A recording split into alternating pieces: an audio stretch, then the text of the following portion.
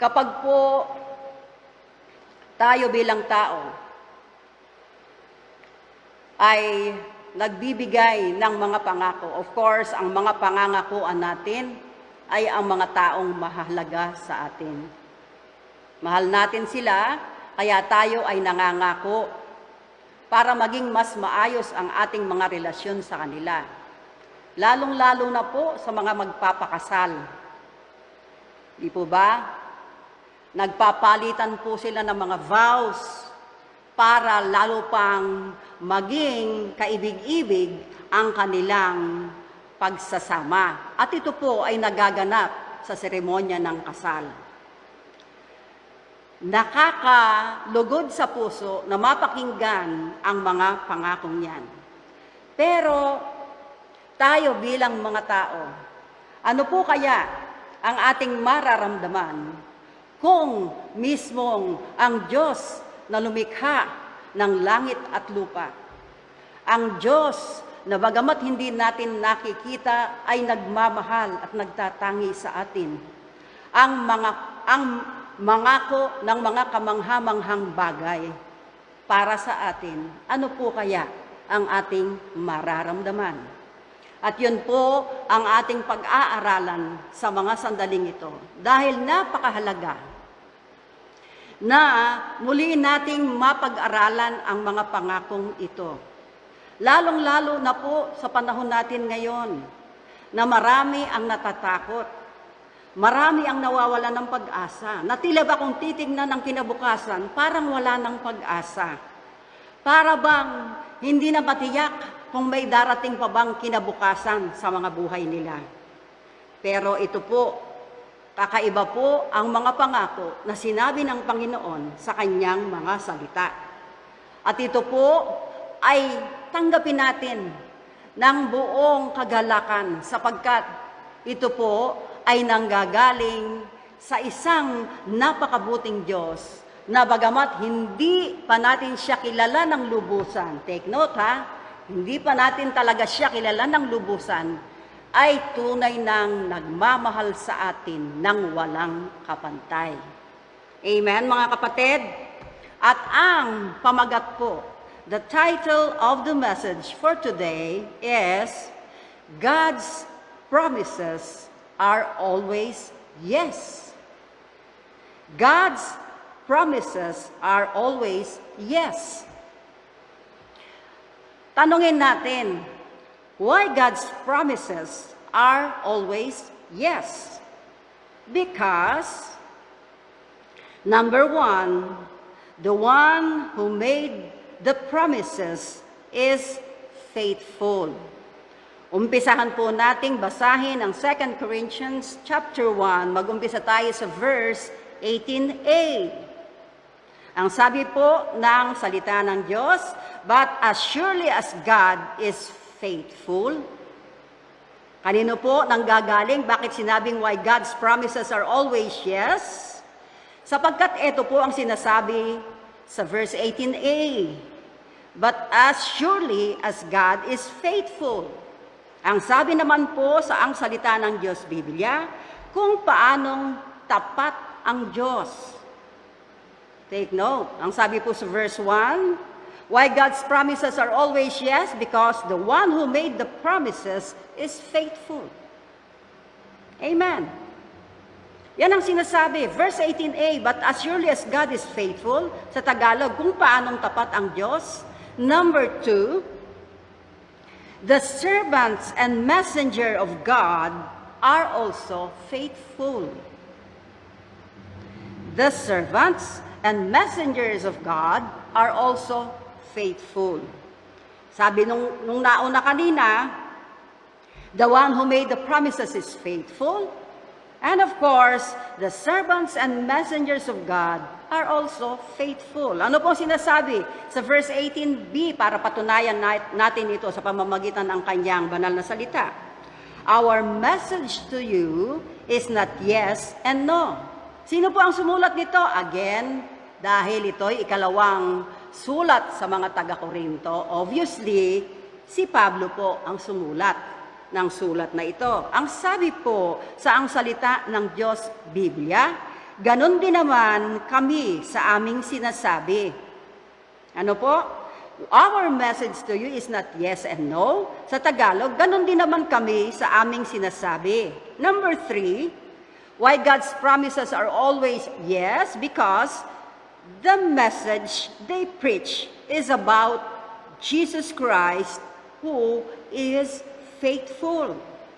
Uulitin ko, the message they preach is about Jesus Christ who is faithful. Ang nagsasalita po rito ay si Pablo mismo. Ano pong sinasabi? Patunay ng salita ng Diyos.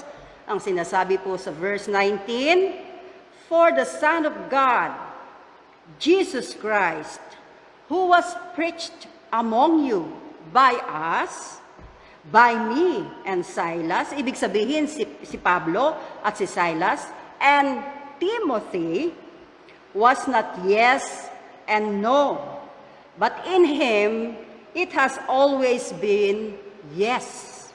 Praise the Lord. Ang salita ng Diyos Biblia, ang sabi po, kami ni Silas at Timoteo ay nangaral sa inyo tungkol kay Hesukristo na anak ng Diyos. At alam ninyong si Kristo ay tapat sa kanyang mga salita. Amen? Yung sinasabi po ni Pablo dito, si Silas at si Timoteo ay kasama niyang nangaral sa mga taga-Korinto tungkol kay Hesukristo na anak ng Diyos. At sabi niya, at alam ninyong si Kristo ay tapat sa kanyang mga salita. How about you, mga kapatid? Amen po ba kayo doon?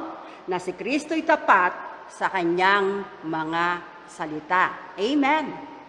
He is always faithful. Ano pa? Why God's promises are always yes? Because, number 4, the promises God has made are yes in Christ for His glory.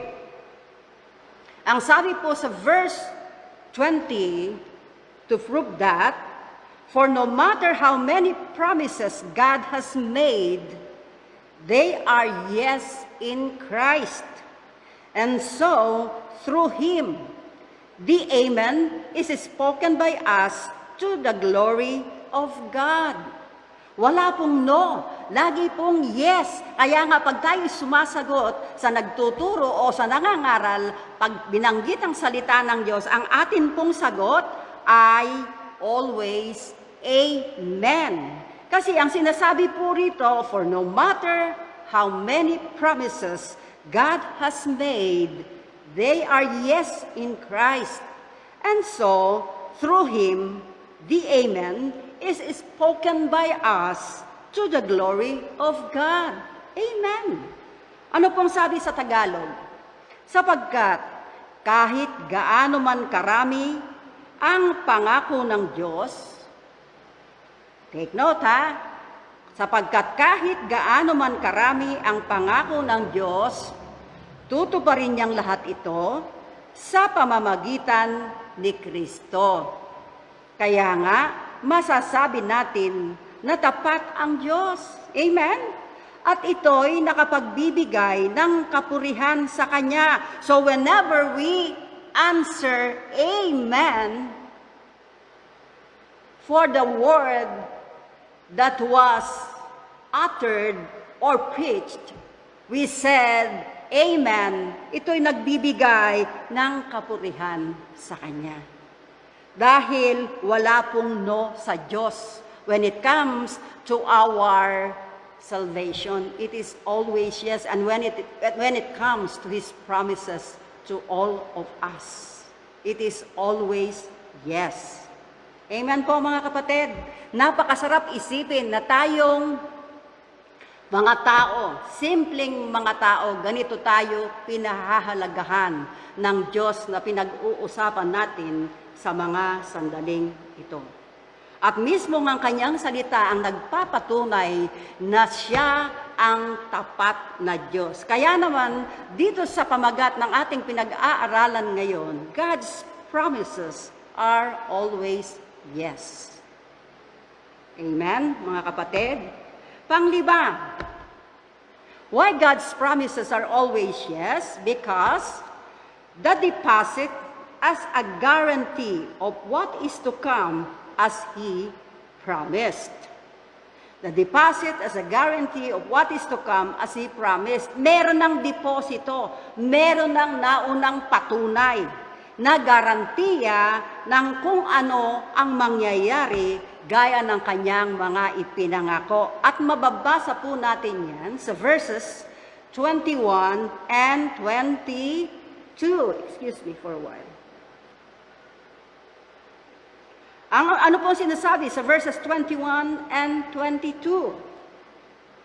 Ang sabi po, now it is God.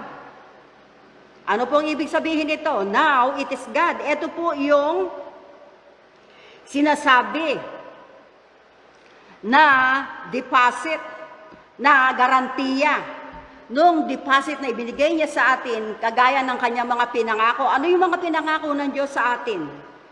Na mababasa natin sa verses 21 and 22. Ito po ang sinasabi. Now it is God, una, who makes both us and you stand firm in Christ. Wow. It is God who makes both us and you stand firm in Christ. Kung may katabi kayo dyan, tingnan nyo. Kasi, ang sabi, sa mga pangako niya, ang Diyos ang nagbibigay sa atin ng kakayahan. Ano po? Na makapanatili kay Kristo. Ano pa? It is God who anointed us. Ito pa yung isa pang pangako, pangalawa. Who anointed us. Sa Kanya nanggagaling ang anointing, ano po? Hindi po ito nabibili sa kahit saan. Tanging sa Diyos lang natin masusumpungan ang anointing. At ito po ay ibinibigay niya doon sa mga hinalulugdan niya at sumusunod sa Kanyang kalooban. Ano pa? It is God who set His seal of ownership on us. Wow! It is God who set His seal of ownership on us. Ano pa, pang-apat, who put His Spirit in our hearts as a deposit, guaranteeing what is to come. Praise the Lord. Ano naman po ang sinasabi sa ang salita ng Diyos, Biblia, para lalo pong maging malinaw sa atin? Ang sabi, ang Diyos, ito po yung sunod-sunod niya mga pangako sa Tagalog, ho? Ang Diyos, una, ang nagpapatibay sa atin, sa ating pakikipag-isa kay Kristo. Hindi tayo, hindi yung mga ginawa natin, kundi mismong ang Diyos ang nagpapatibay sa atin, sa ating pakikipag-isa kay Kristo. Ano pa? Ang Diyos din ang pumili sa atin para maglingkod sa Kanya. Kaya ka narito ngayon, kapatid. Kaya ka naririyan, kapatid. Ano man ang ginagawa mo, pagdating sa Kanyang ministry sa loob ng iglesia, ang sabi, siya ang pumili sa atin para maglingkod sa Kanya. Kaya nga yung paglilingkod sa Diyos, it's an honor. Napakalaking karangalan po, mga kapatid. At pangatlo, ang Diyos ang nagtatak sa atin bilang tanda na tayo'y nasa Kanya na. Ano po? Nung ako po ay maliit, ang tatay ko po ay nagba-buy and sell ng mga kalabaw. At kapag ka po sila ay nakapag-close ng deal, ang ginagawa po ni tatay, meron silang pantatak. At inilalagay po iyon sa pigi ng kalabaw. Tanda na yung kalabaw na yon, the moment na magbayaran sila, ay pagmamay-ari na nung bumili doon sa kalabaw. Sa atin po, pagdating sa ating relasyon sa ating Diyos, siya ang nagtatak sa atin bilang tanda na tayo'y nasa Kanya na. Ano po yung mga tatak na yon? Malalaman po natin later. Ano po? Pang-apat, ano pa? Ang Diyos, ang paglalagay ng kanyang banal na spirito. Pang-apat po ang paglalagay ng kanyang banal na spirito sa ating mga puso. Yung po palang tatak na tinanggap natin bilang tanda na tayo'y nasa kanya na, ay ang paglalagay ng kanyang banal na spirito sa ating mga puso. Ibang klaseng tatak, banal na spirito. Ang ikatlong persona ng isang kadyusan ang itinatak sa atin. Ang banal na spirito ang nagsisilbing garantiya, take note, nagsisilbing garantiya na matatanggap natin ang kanyang mga ipinangako. Praise the Lord! Purihin ang Diyos, mga kapatid. Dapat natin siyang palakpakan, dapat natin siyang sambahin, parangalan at pasalamatan. Kasi imagine, siya mismo ang nagtatak sa atin bilang tanda na tayo'y nasa kanya niya. At ang tatak na iyon ay ang banal na spirito na inilagay niya sa ating mga puso. Kaya pala, whenever we pray, yung banal na spirito ang dumadaing, naninikluhod sa pamamagitan ng mga salitang hindi kayang ipaliwanag. Sapagkat naririto siya sa loob ng ating puso. At anong sinasabi? Ang banal na spirito ang nagsisilbing garantiya na matatanggap natin ang kanyang mga ipinangako. Amen, amen, and amen. Purihin ang Diyos na buhay. Kaya nga po, itong ating pinag-aralan ngayon, God's promises are always yes. Why God's promises are always yes? Isa-isahin po natin. Number one, because the one who made the promises is faithful. Pangalawa, the servants and messenger of God are also faithful. Pangatlo, the message they preach is about Jesus Christ, who is faithful. Noon, sa panahon ni Pablo, si Silas at si Timoteo at ang mga nauna pang mga apostol, at sa panahon naman natin ngayon, ang mga nangangaral sa pulpito, ang mga pastor, sabi, the message they preach is about Jesus Christ, who is faithful. Wala po kaming pwedeng ipangaral na iba na may kapangyarihan maliban si Jesus, na namatay sa krus at muling nabuhay sa ikatlong araw dahil nagtagumpay na siya upang bayaran ang lahat ng kasalanan ng mga tao sa buong mundo. Amen? Ano pa? Why God's promises are always yes? Because, number 4, the promises God has made are yes in Christ for His glory.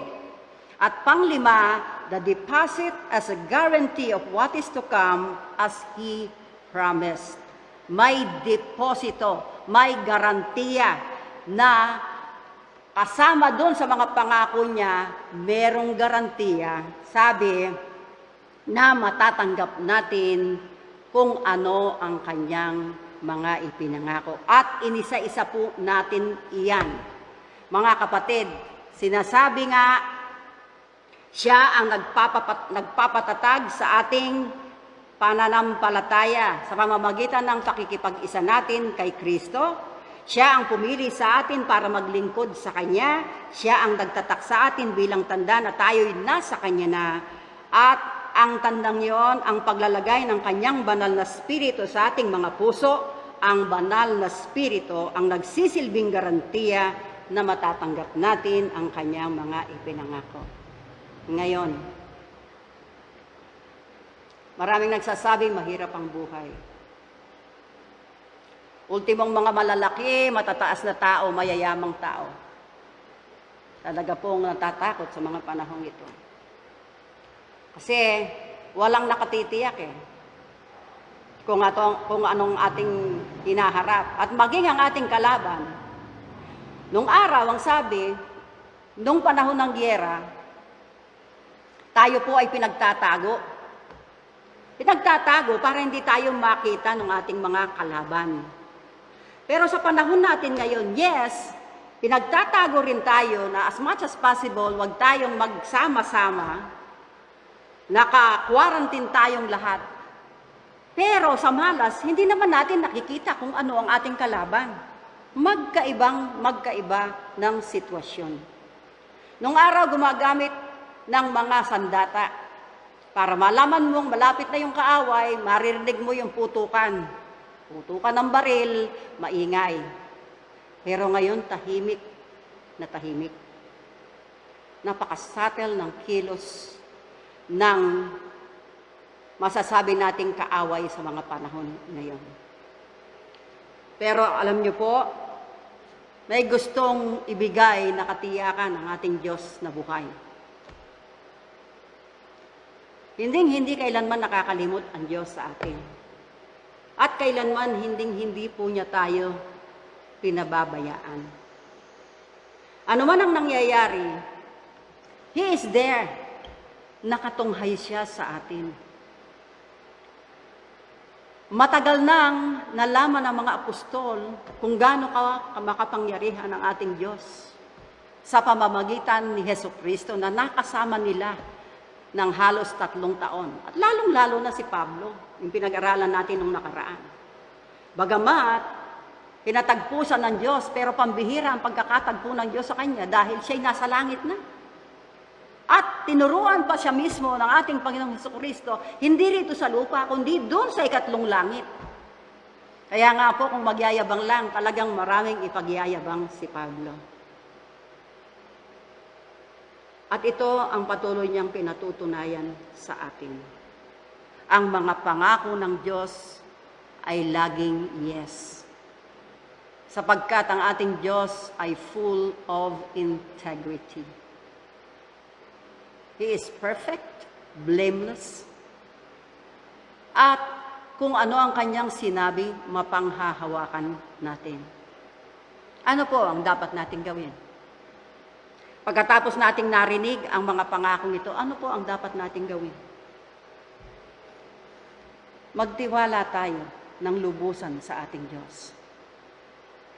Kung paanong sinaway ni Jesus ang kanyang mga alagad, nung akala nila ay mangangalunod na sila sapagkat hinahampas ng malalakas na alon yung bangkang kanilang sinasakyan. Subalit si Jesus ay natutulog doon sa dulo at kampanteng nagpapahinga. Nung gisingin siya, ang sabi ng mga apostol niya, hindi ka ba nag-aalala man lang na baka kami ay mapahamak? Bumangon ng Panginoon, bago niya sila ituwid, pinagsabihan muna niya ang hangin at ang ulan. Tahimik at lubusang tumahimik.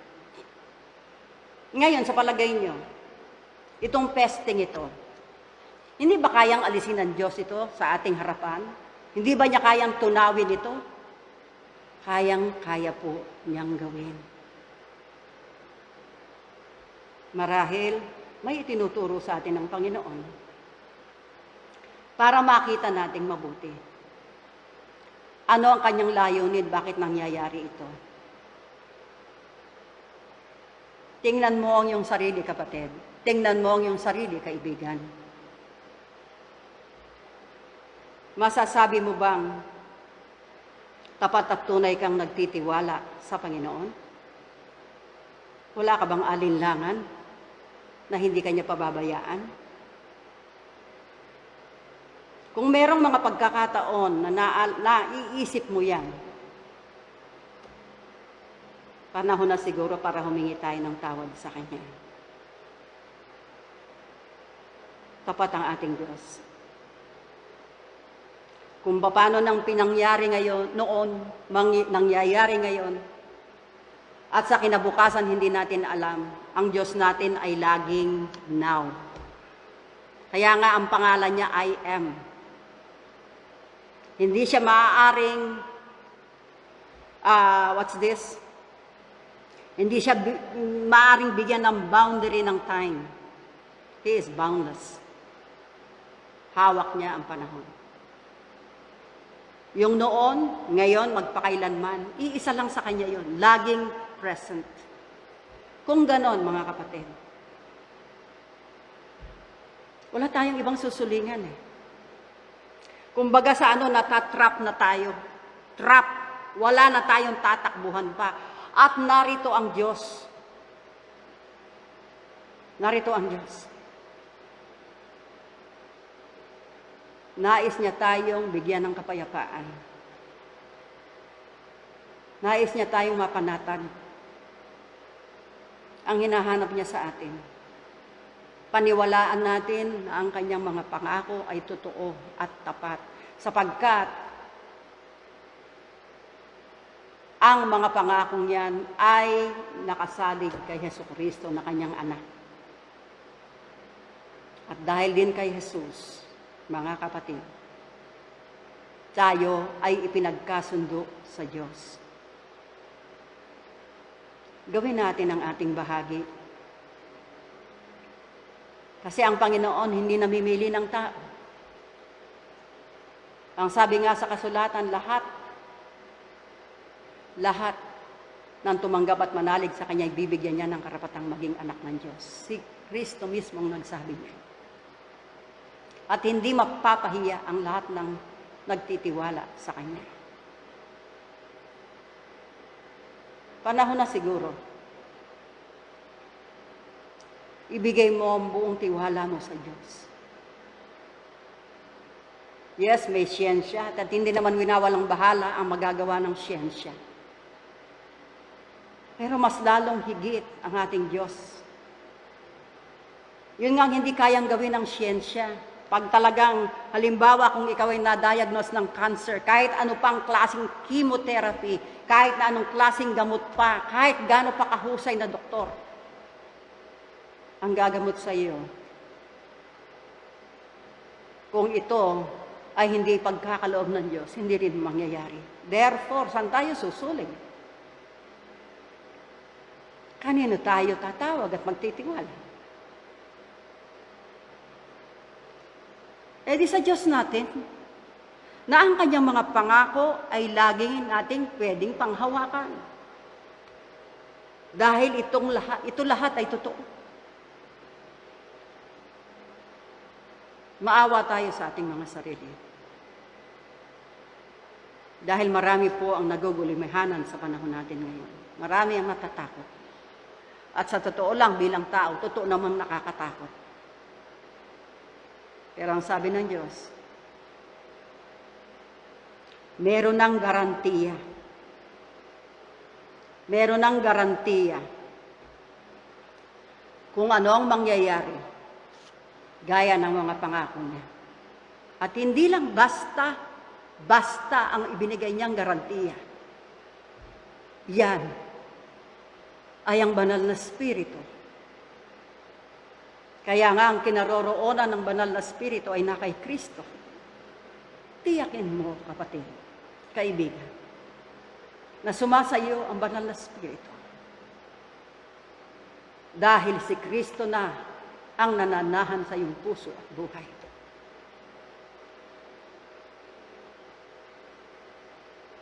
Tiyakin mong nasa tama kang landas.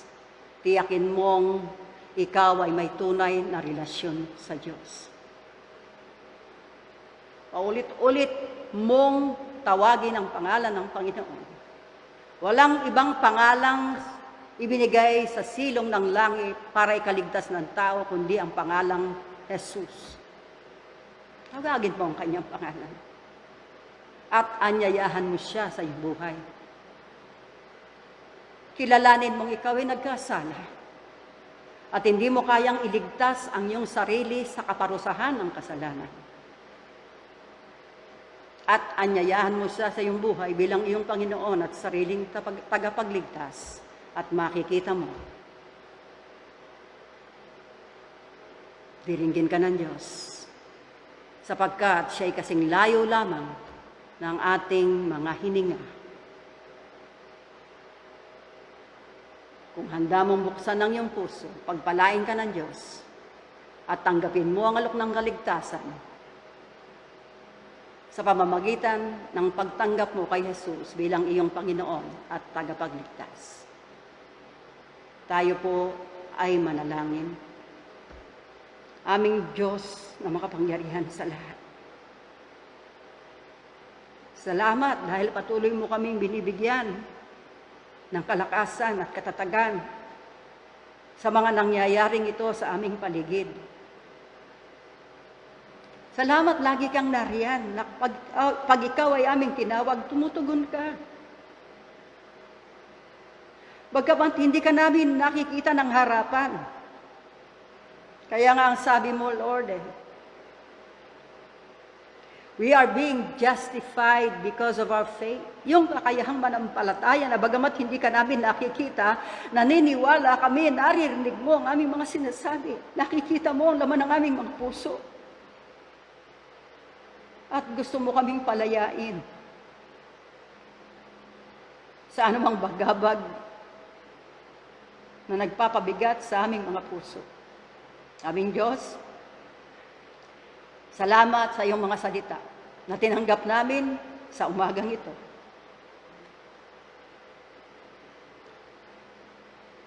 Buong puso kong tinatanggap ang alok mong kaligtasan.